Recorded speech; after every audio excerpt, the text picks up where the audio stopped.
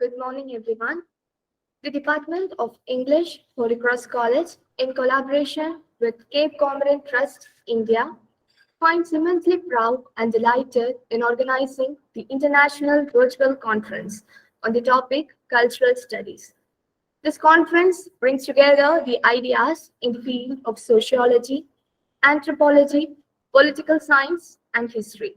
It's obvious that at the end of today's conference, we will be more informative in dealing with various topics. Prayer is an expansion of total faith in the present power within and around us. When we pray in faith, we express our sincere thanks to God who knows our needs, limitations, and problems. Prayer should spring from the heart, thinking of a supreme power beyond all human independence. Let's all pay heed to the musical ecstasy.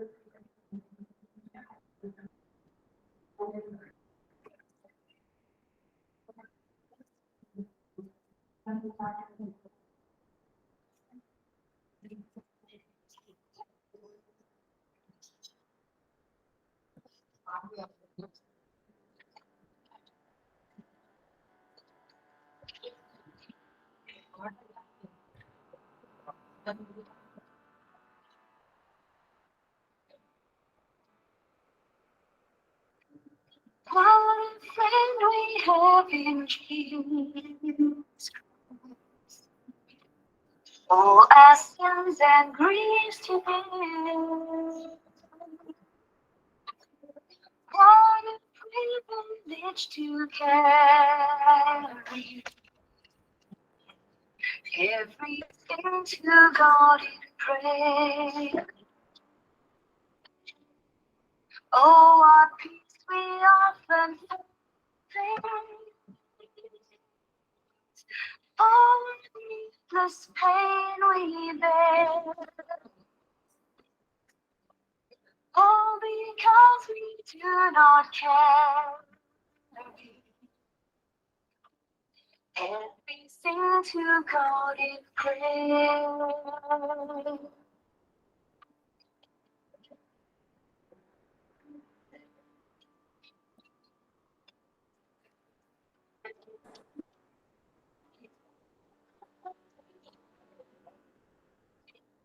Every trials and temptation is there trouble anywhere? We should never be discouraged. Take it to the Lord in prayer. Can we find a friend so faithful?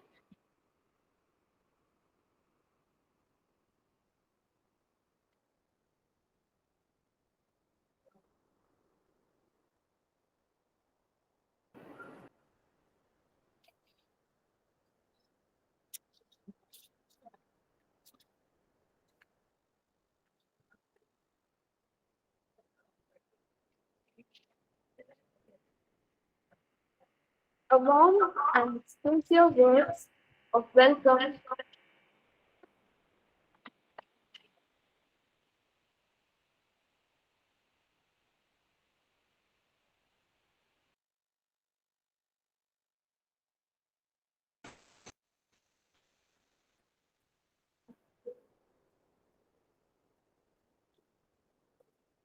Sorry for the issues, guys. A warm and sincere words of welcome gives a sense joy, and care. It makes people feel appreciated, and the spirit of welcoming in inviting an event creates a strong foundation and a forms the way of the event. Now, I invite Mrs. Day Alisha Josephine to welcome the gathering.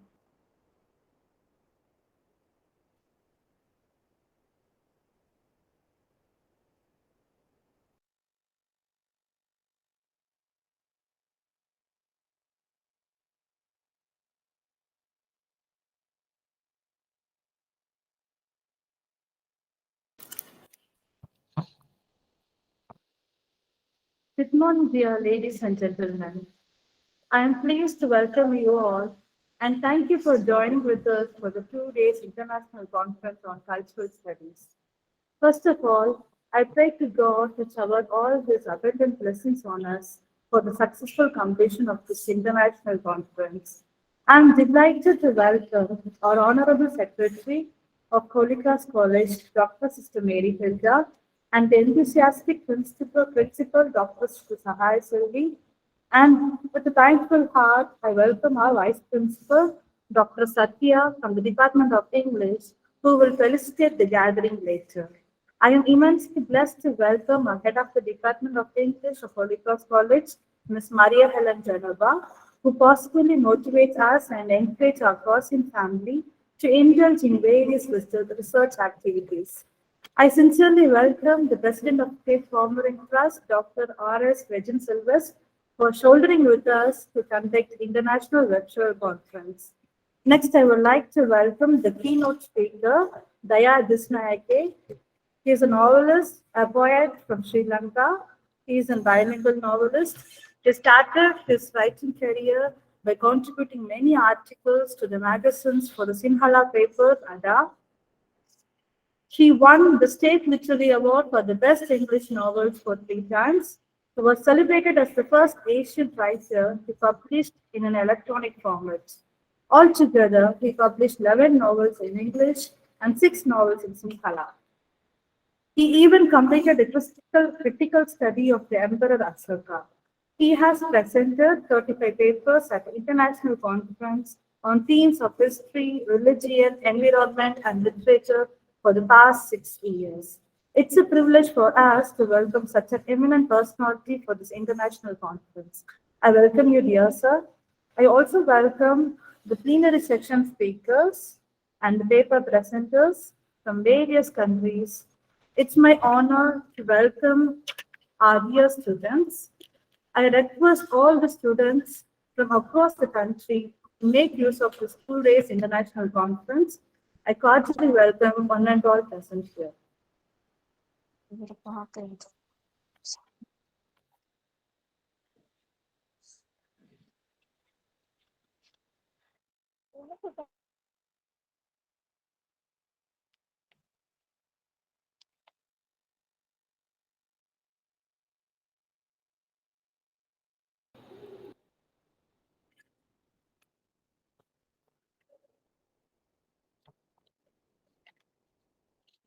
Today is your opportunity to build the tomorrow that you want.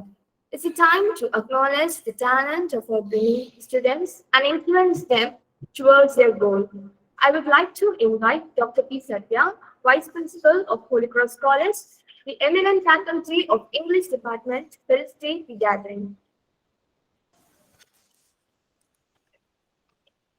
Respected dignitaries, chief guests, resource persons, personnel of Cape Comorin Trust, head and faculty members of the Department of English SF, participants from the other institutions, and my dear students, a warm good morning to one and all. I'm indeed privileged and honored to offer my felicitations for the International Virtual Conference on Cultural Studies. Cultural studies is an academic discipline which combines political economy, communication, sociology, social theory, literary theory, media theory, film studies, cultural anthropology, philosophy, art history, criticism, etc., to study cultural phenomena in various societies. Cultural studies researchers often focus on how a particular phenomenon relates matters of ideology, naturality, ethnicity, social class, and gender. Since culture is now considered as the source of art and literature, cultural criticism has gained ground, and therefore Raymond Williams' terms cultural materialism, Stephen Greenblatt's cultural poetics, and Buckhane's term cultural prosaic have become significant in the field of cultural studies and cultural criticism. The works of Stuart Hall and Richard Hogarth with the Birmingham Center later expanded through the writings of David Morley, Tony Bennett, and others. Cultural studies views everyday life as fragmented, multiple, where meanings are hybridized and contested. Cultural studies is interested in lifestyle because it is about everyday life, defines identity, influences social relations, and bestows meaning and value to artifacts in a culture. For a student of literature, culture studies teaches them to analyze forms of cultural expression and symbolic interaction. On behalf of the management, staff, and students of Holy Cross College, let me wish you all success, and I hope this virtual conferences like this would offer more interaction among the participants to explore more. I wish and congratulate the Department of English SF for their constant efforts and Cape Comorin Trust for the efforts to bring all of us together in this platform. Wishing you all success and seeking God's blessings. Thank you.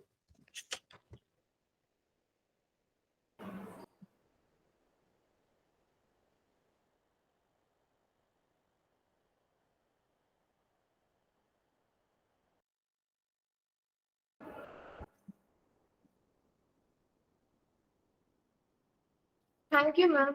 Your words really meant a lot to us. Let's get ready for the important juncture of this session. With great pride and honor, I would like to introduce the man of the hour, Mr. Daya Disnayake. Mr. Daya Disnayake is a bilingual Sri Lankan novelist, poet, and blogger.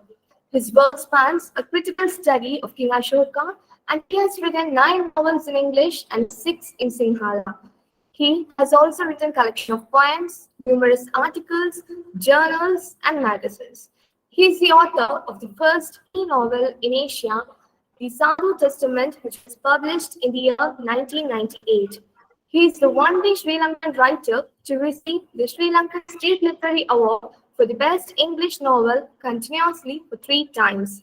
He was also awarded the SAG Literary Award in the year 2013. With great honor, I invite Mr. Daya Disnayake to deliver the keynote address. Please, sir.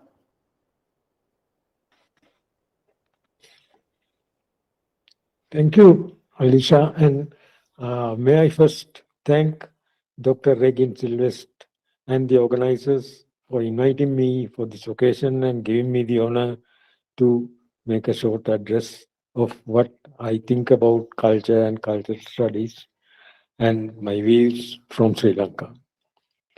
Really, though I am from Sri Lanka, I consider myself a South Asian first, and then a nation, and then a child of Mother Earth. I do not believe in considering myself belonging to one small part of the earth, the small island.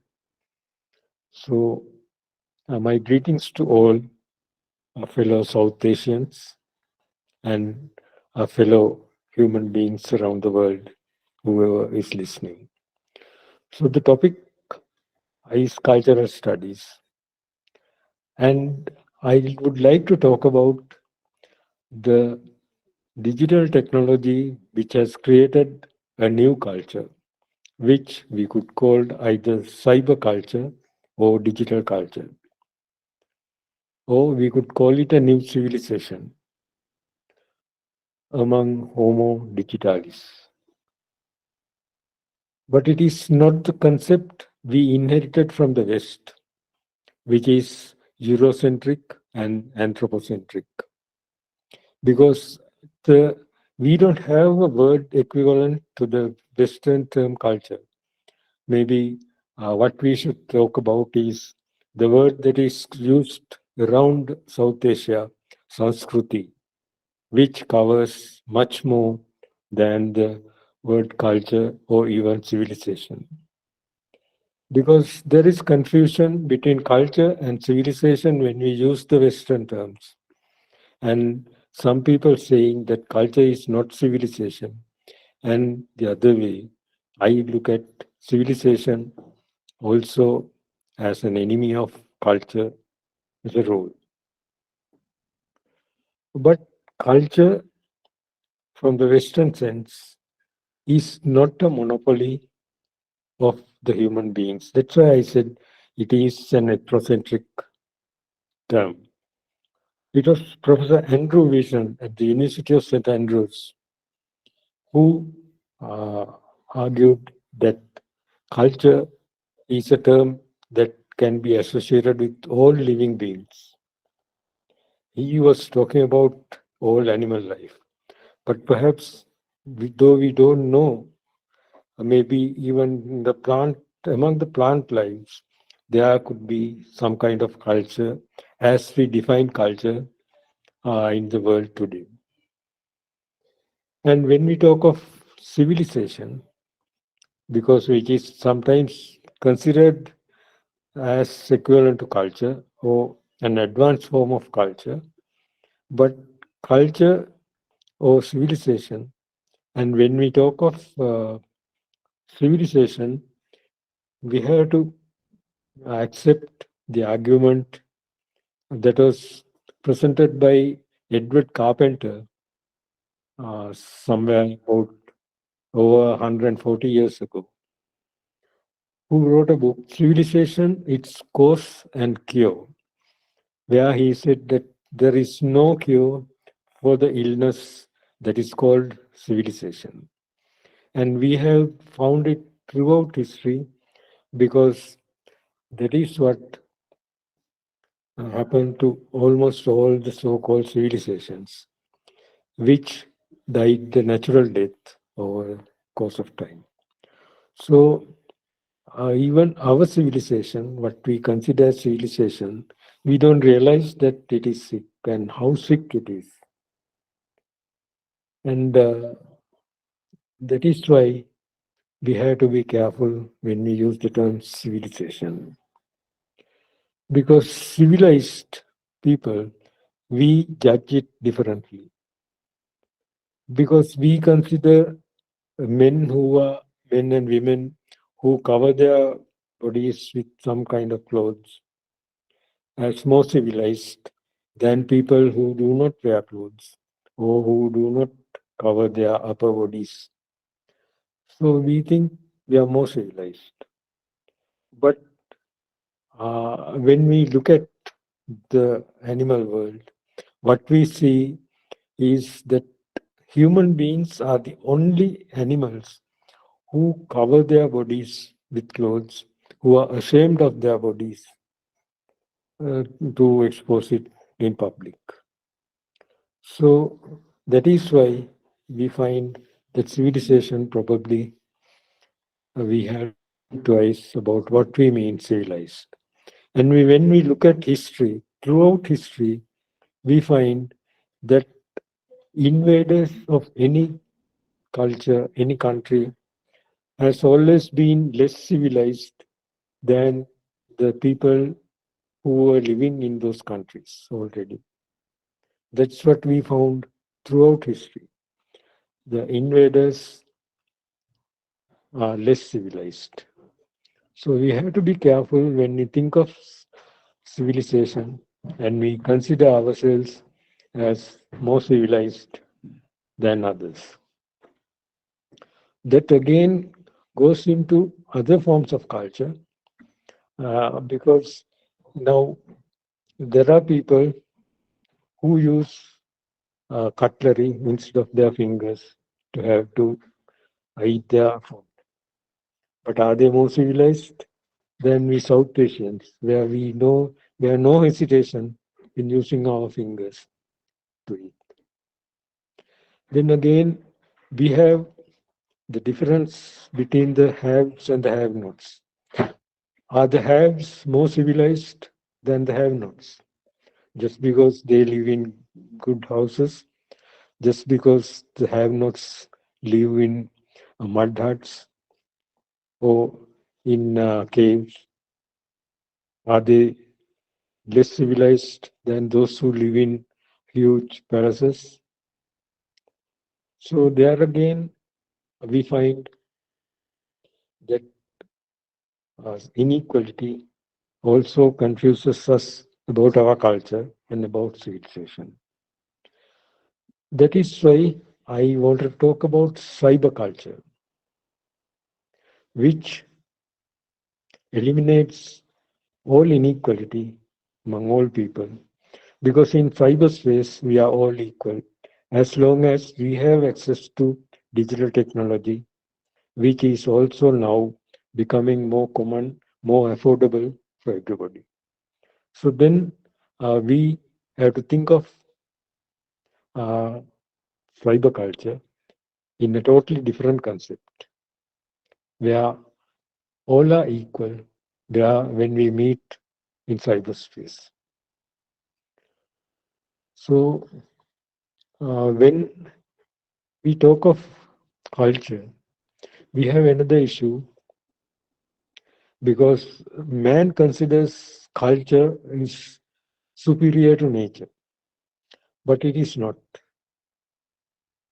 The man, human beings are really, I believe, they are the most invasive pest on earth. We destroy everything. We are all we are all Bhasmasura. We burn everything into ashes whenever we touch, wherever we touch. So that is why there are people who consider that the biggest enemy of nature is human beings and their culture and their civilization. That is why feminists argue that what woman is to nature, man is to culture, because man is equivalent to everything that is against nature, that is anti-nature. So that's the difference between the culture of human beings and the culture among animals.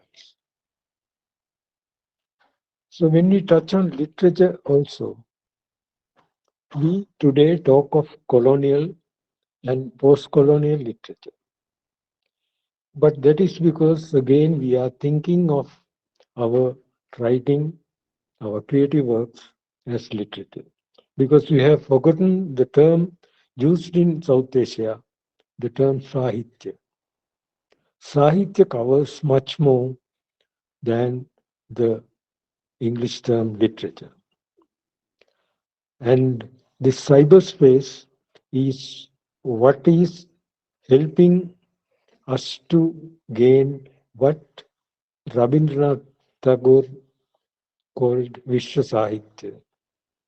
Because in cyberspace, all Sahitya is uh, available for everyone on earth.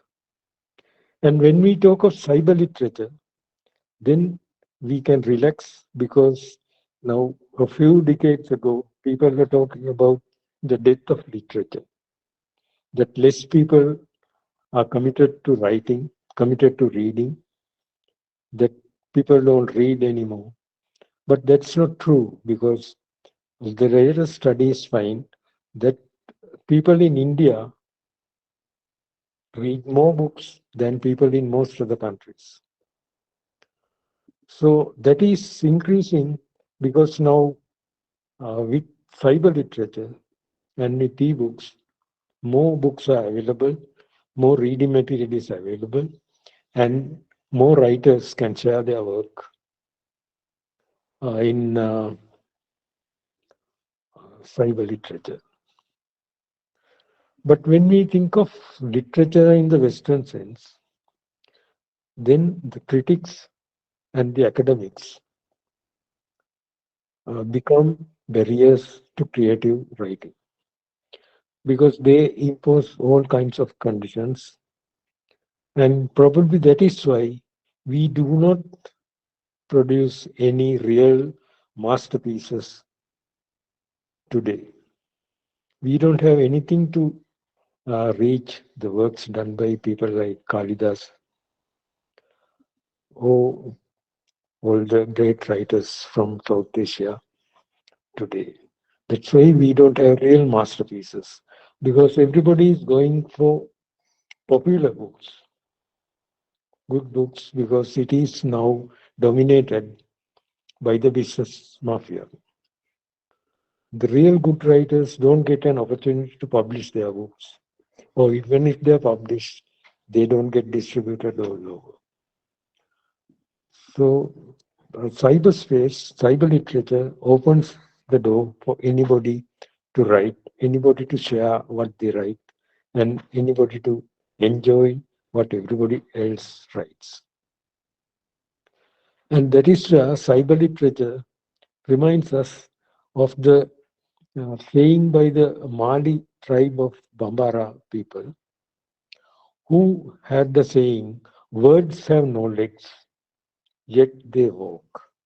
Today, words have no legs and they fly all over cyberspace. And that is how we look at it.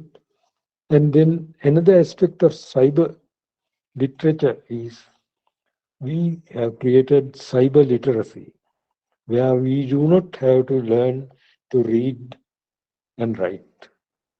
Because today we can listen and we can speak and we can share our speech through cyberspace and we can share our writings through cyberspace through audiobooks. So then we don't have to learn to write. We don't have to learn to read what we write. So the term illiteracy has no value. Everybody is literate as long as they have access to digital technology. So when we come to cyber literacy, we have to think of social media, which is an equalizer around all uh, literate people, literate in the sense of cyber literate. That's why social media is an equalizer. And it is used by everybody, whatever their economic or academic status is. That is why Elon Musk, about a month ago, purchased Twitter for a value of $44 billion. That is because he found it of such value. And when he purchased it, he made a statement. The reason why I acquired Twitter is because of the importance to the future of civilization to have a common digital town square where a wide range of beliefs can be debated in a healthy manner without resorting to violence. That is what he hoped to do, but then again he is thinking of a civilization. But about social media, I have commented a few times, and I believe that the earliest social media platform on earth is found in Sri Lanka in the 5th century rock citadel Sigiri. Because the people who visited Sigiri, which has paintings which is about the same period as Ajanta, they wrote their ideas, they wrote their lyrics on what is called the mirror wall from 6th century to about 11th century. And people wrote their poems, other people responded to them on the same mirror wall, and that was free to the public. Anybody could write, and anybody could read, and anybody could comment on those poems. So that is probably the original social media platform in the world.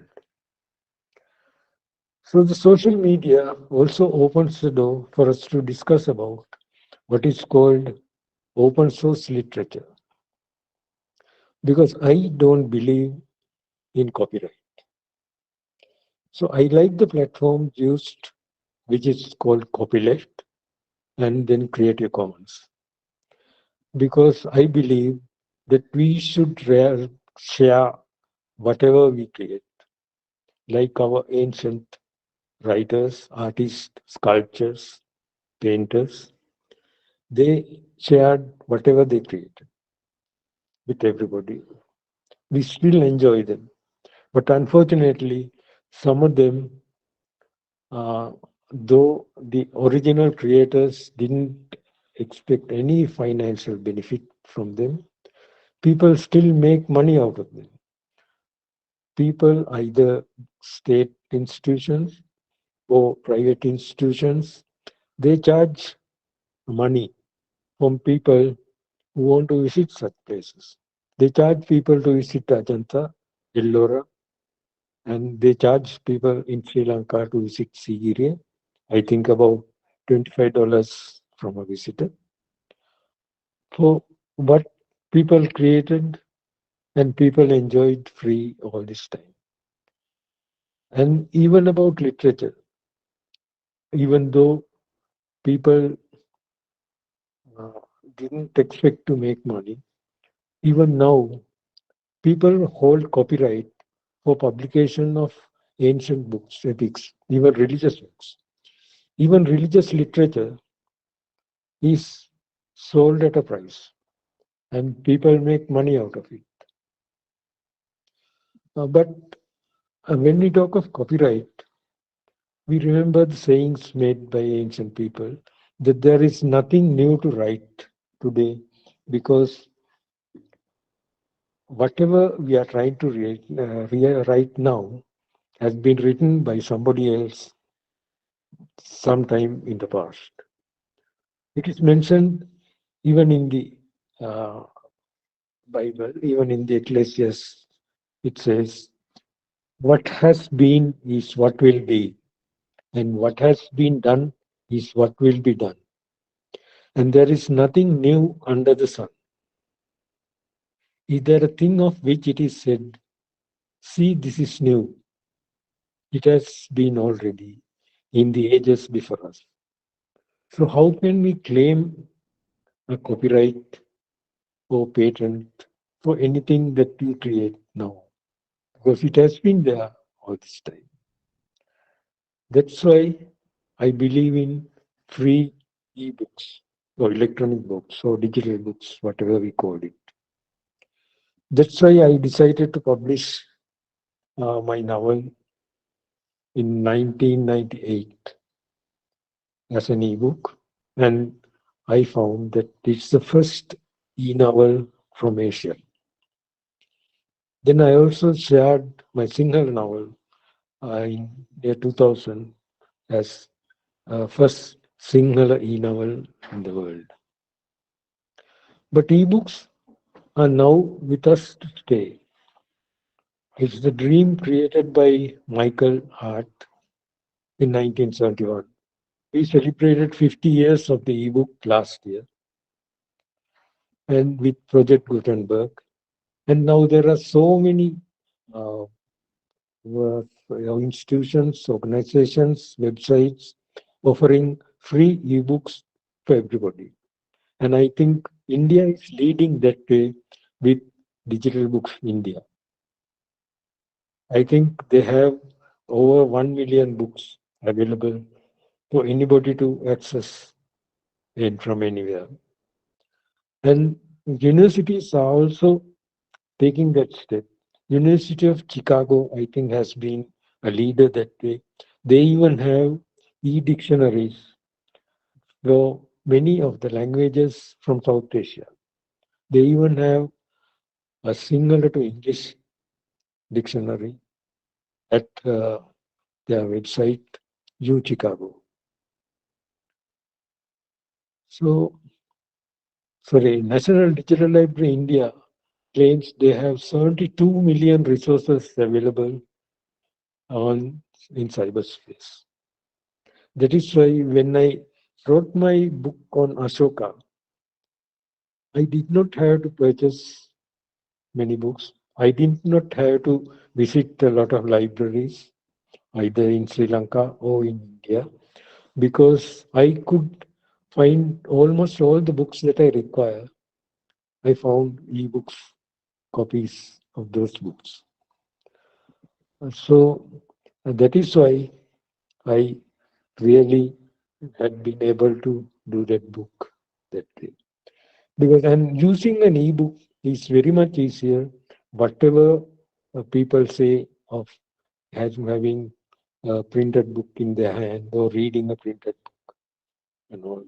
But I found it so convenient when I looked at the Ashokan instructions, when I looked at the book by Hulse, which is, I think, over 400 pages or something.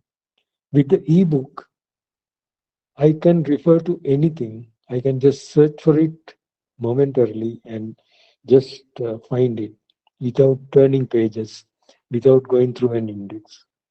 And that saves a lot of time and saves a lot of convenience.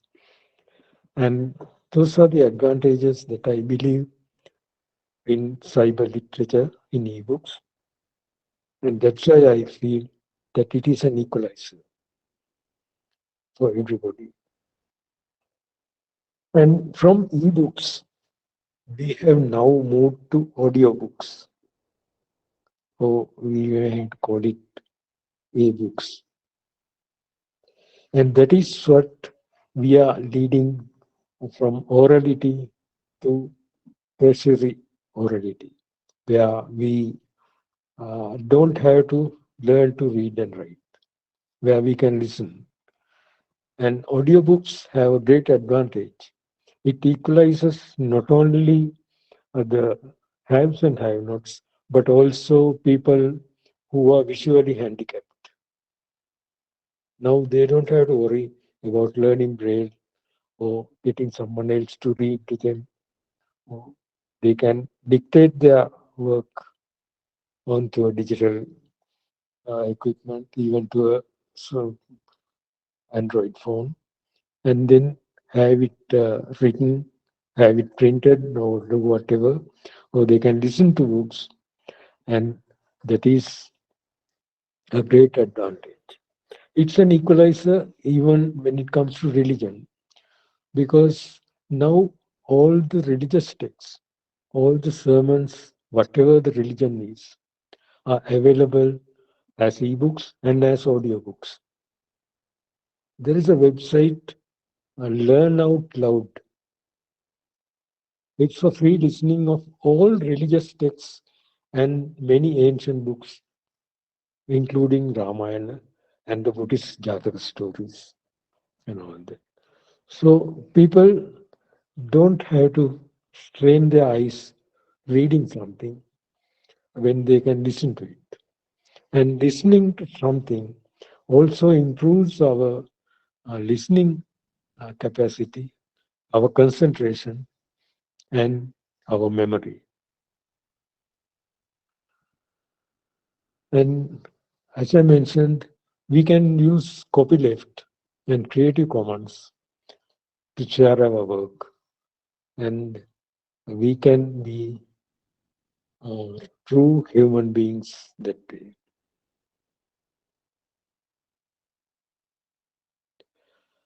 And to emphasize that, I hardly use any paper to write anything because I believe that we should avoid using paper whenever we can, because using paper means killing trees, that is, destroying nature.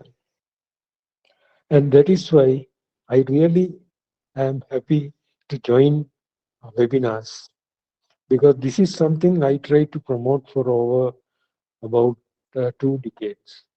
That we don't have to travel all over the world. We don't have to spend time and money on traveling, on spending hours and hours hanging around airports or railway stations, traveling for hours, and then just appear for a few hours or a day or two on international conferences or even local conferences when we have access in cyberspace to everybody. And probably at this conference today also, there must be over 100 participants. But if it had been uh, done physically, face to face, it would not have been convenient for everybody to travel. And that is why I always am happy to join a webinar and share my thoughts. And I would like to continue my suggestion, which I had done several times. Let these webinars not end just at the end of the 2 days or 3 days conference. Let us continue these discussions in cyberspace where we can share our thoughts, arguments, question what we say. Now, even whatever I am saying now, I am ready to be questioned by anyone, anytime, not only today, but even later through WhatsApp or through other social media or through email. So let's share our thoughts. Let's argue because we can learn more, we can learn better, we can correct our thoughts, and we can uh, do so many things in cyberspace.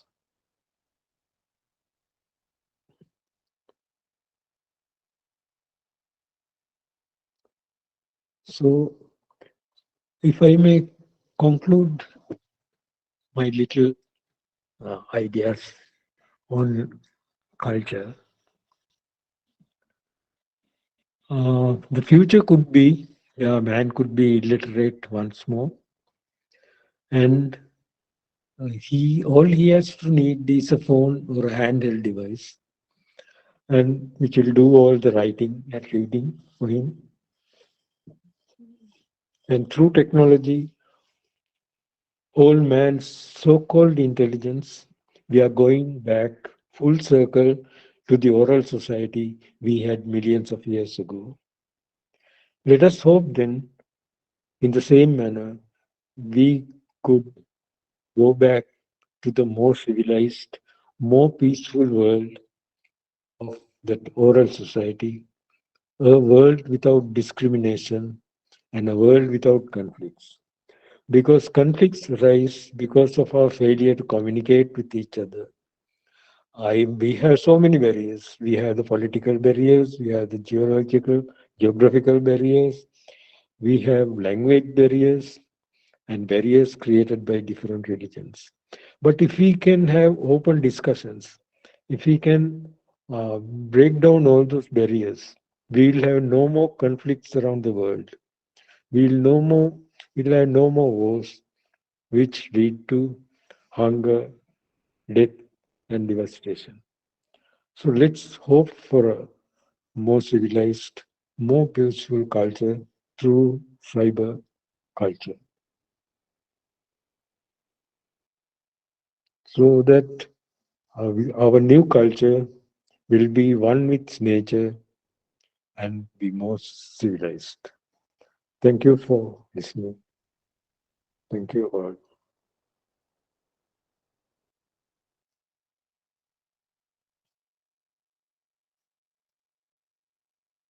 If there's time, I'm prepared to open discussion if anyone has any questions. Thank you. Thank you, sir, for your session. As per your request, now the session is open for audience to clarify their doubts.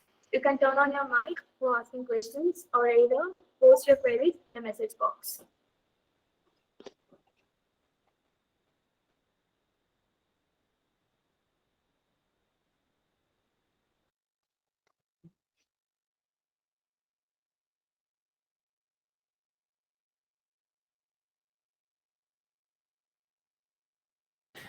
Is there anyone with your queries? Please post it in the box or you can ask with your mic turned on.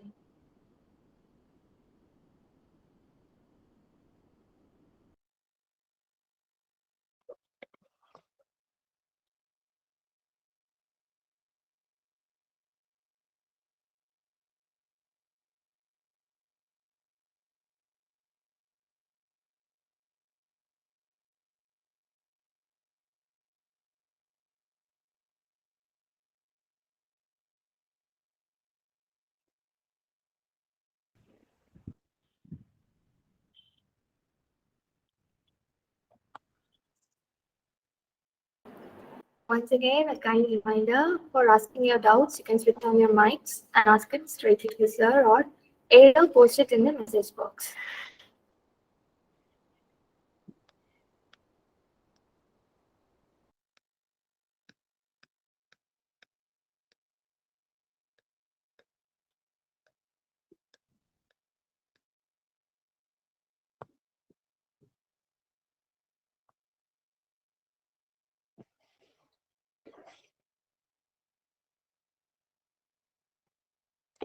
If you have no questions now, as I mentioned earlier, you can question me later, either by email or through any other medium. I think the organizers should be able to give you my details. And I'm open to discussion and continue this discussion uh, even after the conference. Thank you.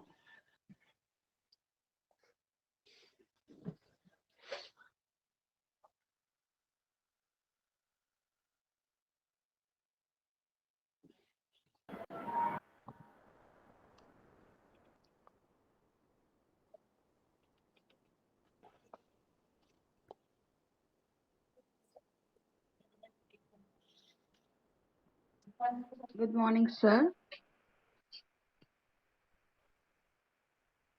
Good Good morning. morning, sir. I'm Tamari from Madurai, and I have no doubts as of, but I would like to express my gratitude for sharing your wisdom and your experience and your talk really motivated because writing cannot need not be confined just because of this publication, and instead usage of this cyberspace, cyber literacy would encourage everyone, encourage writer in everybody. And thank you for this wisdom, sir. Thank you.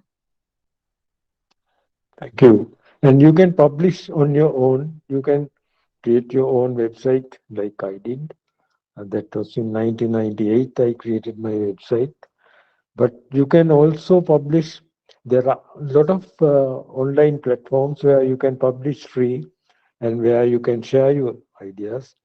And if you feel that you should not share it just freely, there are sites like Amazon where you can publish your ebook, you can charge a nominal fee for your book, or you can share it free. So now you don't have to depend on print publishers for your writing. You don't have to wait till you find a publisher. And sometimes today, even if you find a publisher, it might take about 2 to 3 years or even longer for it to come out. So why wait so long? The moment you write something, you publish it. And you also have the unique advantage. You can change your writing later. Once you write a novel, once you write a poem, when it is printed and gone forever. But if it is online, if you want, you can change it. If you want, you can delete it or you can add on it. Because which you can't do even in the novel. Because once you publish it, it's over. But an e-novel, if you want, you can change it later. You can have the two versions, 2 or 3 versions simultaneously uh, in as a publication. So I encourage anybody to publish their work. Well, you can easily publish on Facebook, on Twitter, or whatever media you are using. So I encourage everybody to put your thoughts down in writing. Don't be scared. Don't be afraid of annoying someone or of disagreeing with someone, but have the courage to write. Thank you. Thank you, sir. So, um, thanks for highlighting the benefits of cyber culture and possibilities it opens before us. While I agree with you with respect to the possibilities it has to offer, The question of authenticity or duplicity has become a challenge. How would you respond to it, sir? Uh, I don't know whether we should respond because authenticity, as I mentioned, there is nothing that we can say new because somebody somewhere would have uh, said that earlier because our thinking, our way of life has been the same for about probably 2 or 3 millennia. So our experiences are also the same and our thinking is the same. And also, I am not worried if anybody uh, quotes me or not even mentioning my name or takes something from my writing. I have no objections because I have written what came to my mind. So it's free in cyberspace. Anyone can use it. My publishers book the books that I have published through print publishers. They may have objections, but I have no objection. And I don't mind sharing freely any of my books, which are not still available. Some of my books are available free on my website, sadhu.com. But even other books on request, because now some of them are out of print and I have not bothered to reprint them. So they can be accessed anywhere. And if somebody copies anything from me or takes an idea from me, I have no objection. And and I know it happens so often. I know people who translate books. Most of the people don't even get permission from the original writer when they do translations. And they distort the work in their translation. So those things happen. So copyright only benefits the publishers, not the creators. Very few creative writers benefit from this copyright.